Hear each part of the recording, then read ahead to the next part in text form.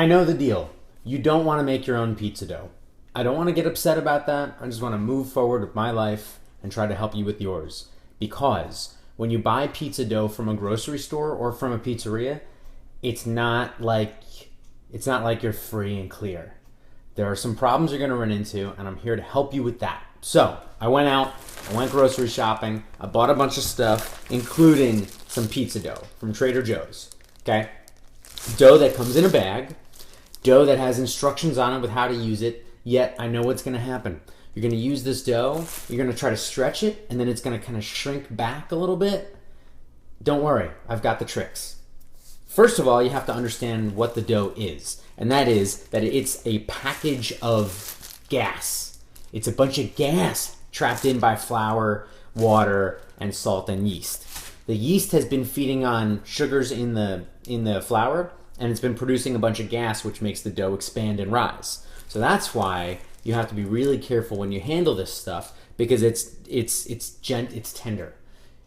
The reason it shrinks back when you try to stretch it is because it's run out of gas. So, step number 1, understanding what it is. When I saw the guy scan this, and then he threw it in my bag, first thing he did was he kind of pulled the dough, he pulled the package so that he could see the barcode. Kind of a problem because he degassed it a little bit. Then he threw it into the bag. No disrespect, but I wish he would have, if he was somebody like from a dough store, he would have probably placed it gently in, But he wasn't. It's okay. Then there was like an apple on top of it. There was an avocado on top of it. It was kind of smushed. So that's why it's important to know how to handle this stuff. First thing to know is it says on the package, let it sit out for 20 minutes, then remove it from the bag.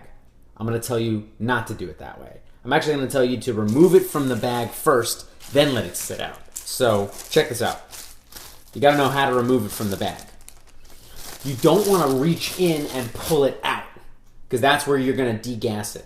What's better to do is to actually pull the bag off of your hand. And I'm going to do it kind of a special way. I'm going to take a bag of flour. I'm going to put some flour on my fingers. Not a lot. It's just like a little bit. It's going to help me avoid sticking to the dough. Now, I kind of get my hand on the dough, and instead of pulling the dough out of the bag, I'm actually going to pull the bag off the dough. And what that will do is it will let me keep as much of that gas in the dough as possible. So, gently pulling the bag off of the dough. Boom. Done. Next problem you're going to run into is it's got this funky shape. Okay, it's not like a beautiful dough ball that you find in a pizzeria. So, we have a couple options. If we're okay with it being kind of a weird shape and maybe a little bit uneven, we can let this sit out. And I would actually take a bowl. I would put the dough out on my counter. I would just stick a bowl on top of it, and then I just walk away, because that's going to keep it airtight. It's going to keep it so it's not going to dry out. But if you really want to be hardcore about it, we can form this dough into a fresh dough ball and let it rise. I'm going to take you over to the dough bench. I'll show you how that works. We're just going to form this into a ball so that it'll rise more evenly before we're ready to bake it. Now, you don't want to do this just 20 minutes in advance. You want to do this like a few hours in advance. So that's why I'm saying you don't have to do this step, but it's just going to make a better dough. Like if we stretch it right from here, we're going to get weird funky ripples. So I'm taking a little dough and I'm just putting, or a little flour, I'm just putting a little bit of it on the dough ball just so it don't stick to it. And I'm taking the dough and I'm folding it into itself. And then I'm going to turn it over and fold it into itself again. And I'm just kind of pulling from the front toward the back, trying to squeeze out any of the air. And then I kind of pull my fingers around the side of it, and I'm forming a dough ball. I'm pinching the creases in the back, and I'm then just going to kind of use the friction of my tabletop to make this a nice ball. So there we go. That's a dough ball. So I'm going to do this a real simple way. I'm just going to stick this little plastic container over it. No big deal. By the time it rises, it'll be good to go. Now, how do you know that this dough ball is ready to be stretched? Here's how you know. You poke it with your finger.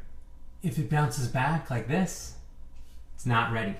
Because if it's bouncing back when I poke it, how is it gonna not bounce back when I try to stretch it?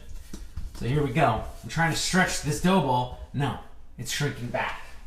So let's take this other dough that I got. We'll do the whole same thing. We'll pull it out of the bag. This time we'll just try to stretch it. Flour up my hand a little bit. This time we'll just try to stretch it without forming it into a ball first. And once again, I'm trying to pull the bag off of the dough rather than pulling the dough out of the bag, because it's going to create less resistance against my hand in the bag, or rather my hand in the dough.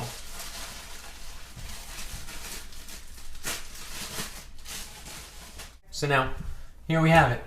If I wanted to try the poke test here, indentation, it's bouncing back but a lot slower. So if I were to try to stretch this out,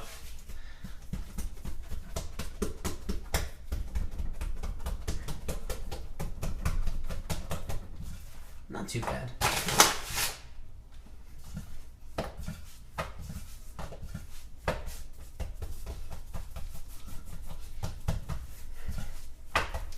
Okay, it's kind of working.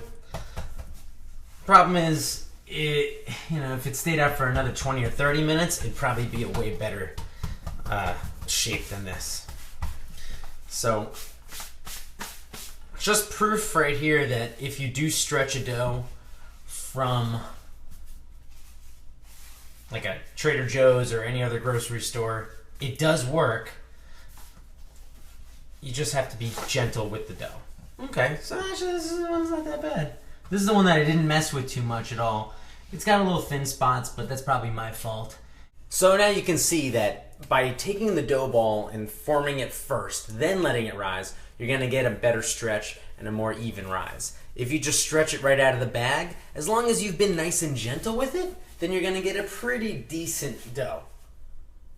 So, you don't have to make your own dough. I still would prefer you did, because it's really easy and it's just more fun and it's just better. But if you do go out and buy dough from a grocery store, remember these couple little details. Be gentle with the dough, form it into a ball before you let it do its final rise, and be careful when you put the dough into the bag at the grocery store. So, 3 things to look out for when you're buying dough.